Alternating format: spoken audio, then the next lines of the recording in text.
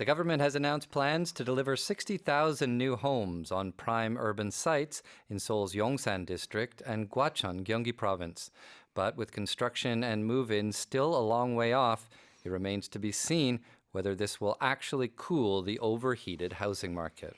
정부가 서울 용산과 경기 과천 등 도심 핵심 부지에 6만 가구를 공급하겠다고 밝혔습니다. 실제 착공과 분양까지 3, 4년이 걸리는 만큼 집값 안정 효과가 당장 나타날지는 미수입니다. 미지수입니다. So a new supply plan to stabilize the housing market. Yep, 60,000 housing units. That's a lot of new homes. Just to give you an idea of the size, it's roughly twice the size of Pangyo Newtown, or about 1.7 times the area of Yeouido. Okay, so we are covering a big mass land there. Right, and a lot of it will be in Seoul, 32,000 units of that 60,000. And then Gyeonggi province is getting 28,000, and Incheon is getting only around 100. So in Seoul, a lot of them, 10,000, are going to be in the upcoming Yongsan International Business District, and 2,500 will be in the former Camp Kim site. Of course, that international business district going in where the old American base was. And then the Taedong Country Club site in Nowon. Taedong Country Club not happening anymore, so it's going to be redeveloped to supply an additional 6,800 units. 공공부지와 이전 예정 부지를 긁어 모아서 만든 계획인데요. 물량이 가장 많은 곳은 서울 용산으로 모두 13,500가구가 지어집니다. 그리고 과천 경마장과 방첩사령부를 이전한 뒤 그 자리에 9,800가구를 공급하고 또 개발이 계속 추진됐다 무산되고 있었던 노원구 대릉 골프장 부지에도 6,800가구가 공급될 예정입니다. I'm sad to hear that Gwacheon Gyeongmajang is going away. They have a very excellent weekend fruit and vegetable market there. Do they? Yeah? Yeah. I used to go to the horse races there. It's really you fun. did? Okay, Yeah. so you're a horse prodigy as well. Not really. I just went there a couple times. It's For a fun enjoyment. time. Yeah. Okay. So that is the big picture, but there are still many details that needs to be ironed out. For Right. example, there are some disagreements between this whole city government and the central government over how many households can be built within Yongsan. Right. And of course, the big question is when can people actually move in? Right, because the projects aren't going to be even breaking ground until like 2028 or maybe as long away as 2031.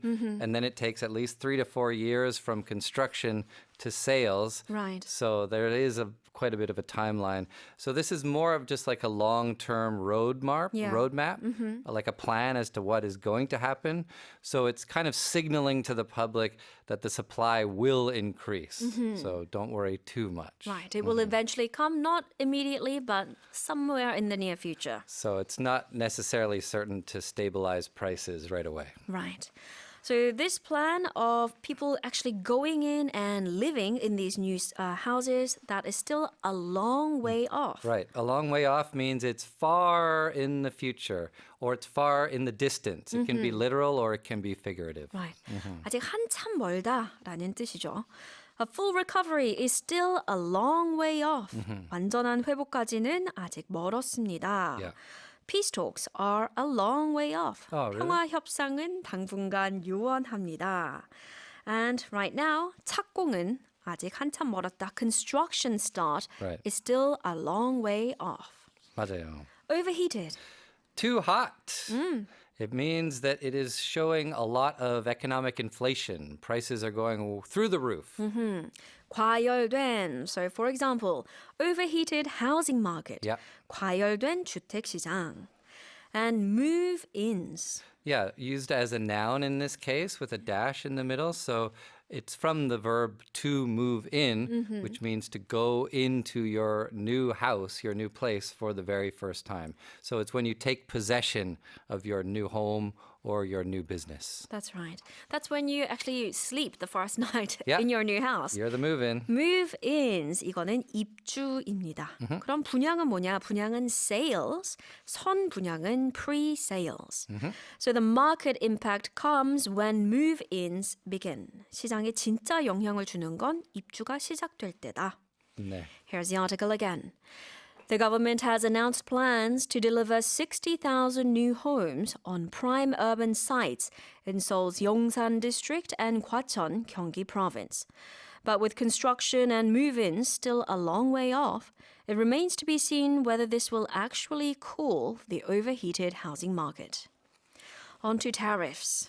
U.S. President Donald Trump has warned that tariffs imposed on U.S. trading partners could become much steeper, claiming that his administration has so far been very nice. In the meantime, South Korea's trade authorities have traveled to Washington to engage in wide-ranging talks with U.S. officials. 트럼프 미국 대통령이 미국은 그동안 매우 관대했다며 관세를 지금보다 훨씬 더 높일 수 있다고 경고했습니다. 정부 통상당국은 미국을 찾아 전방위 협의에 나섰습니다. Trump once again dangling the tariff card. Yeah, he loves talking about the tariffs basically every day and usually on social media, right? So none of this is through official channels. It's just on the internet, basically. He said that just with a single stroke of his pen, with a single sign of his name, trillions more dollars in tariff money could flow into the U.S., which is funny to say because the tariffs are actually paid by the Americans. It's not flowing into the U.S. So a little bit interesting distinction there, but basically just a signal that he is holding the pressure on his trading partners.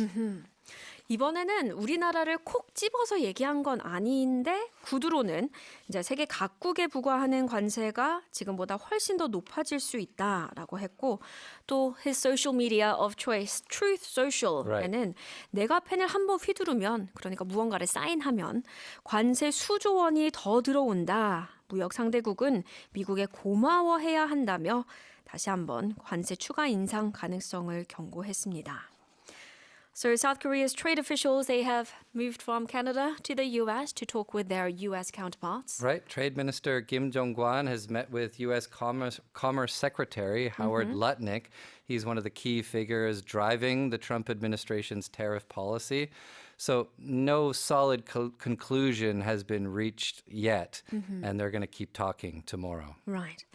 캐나다 일정을 끝내고 미국에 급파된 김정관 산업통상부 장관은 현지 시간 29일 저녁 러트닉 미국 상무장관과 만났지만 아직 합의점은 못 찾았다고 합니다. 대신 내일 현지 시간 30일 아침에 다시 만나서 이제 계속 continuing discussions. It's expected that he will continue stressing